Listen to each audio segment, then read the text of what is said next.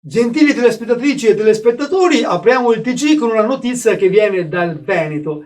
I prossimi 7 ed 8 ottobre si svolgerà nelle colline del Prosecco il secondo campionato mondiale di gravel, una specialità di ciclismo, e trattandosi del Veneto, visto che hanno la specialità del tiramisù, potremmo dire che sia un tiramisù in bicicletta. Ma sentiamo per l'occasione la voce del governatore della regione. Ma guardi, io direi che una volta di più il Veneto ha dimostrato di essere una regione d'eccellenza, perché abbiamo studiato questo percorso gravel, in inglese significa ghiaia, però diciamo che se qualcuno cade non è grave perché l'ambiente è totalmente anestetizzato dal vino.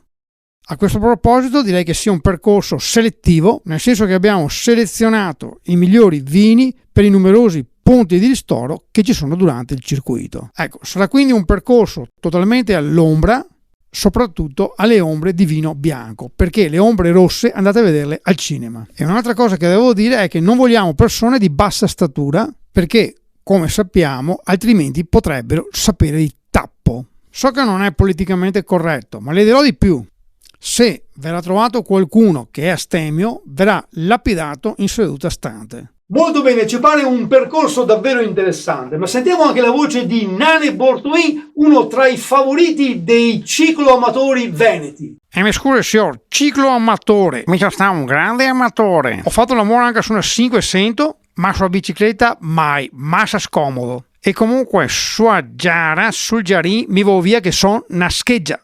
Benissimo, signor Nane, allora ci dica qualcosa anche sulla diatriba che c'è tra i nomi del Prosecco, DOC, DOCG. Cosa ne pensa lei? DCG, JCG, cosa ho avuto che sappiami? Posso comprare una vocale? Anzi, se è meglio che compro un'altra bomba, va.